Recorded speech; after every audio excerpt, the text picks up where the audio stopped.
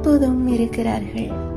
பேருந்தில் ஜன்னல் சீட்டுக்கு அடம் பிடிப்பவர்கள், விமான இறைச்சலுக்கு அண்ணாந்து வானம் பார்ப்பவர்கள், ஐஸ் வண்டி சத்தத்திற்கு வாசல் வரை ஓடிச் செல்பவர்கள், மிச்சமிருக்கும் இனிப்புகளுக்காய் விருந்தினர் விடைபெறும் வரை ஆவலோடு காத்திருப்பவர்கள், பிடித்தவர் பெயரை தோட்டத்து மரங்களில் செதுக்கி வைப்பவர்கள், மயிலிறகு குட்டி போடும் என புத்தகங்களின் நடுவே மறைத்து வைப்பவர்கள், விக்கலுக்கும் தும்மலுக்கும் யாரோ நினைக்கின்றார்கள் என நம்பியிருப்பவர்கள் இப்போதும் இருக்கிறார்கள்.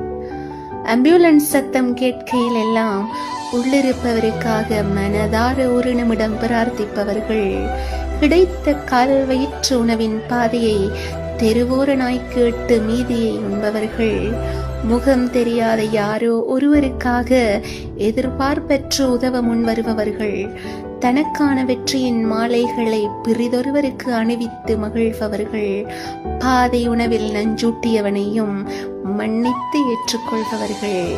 ஆம், இப்போதும் நம் மத்தியில் இருக்கத்தான் செய்கிறார்கள். சமயங்களில் சிறு பிள்ளை எனவும் சமயங்களில் தேவதை எனவும் மாறிப்போகிறவர்கள் அவர்கள்.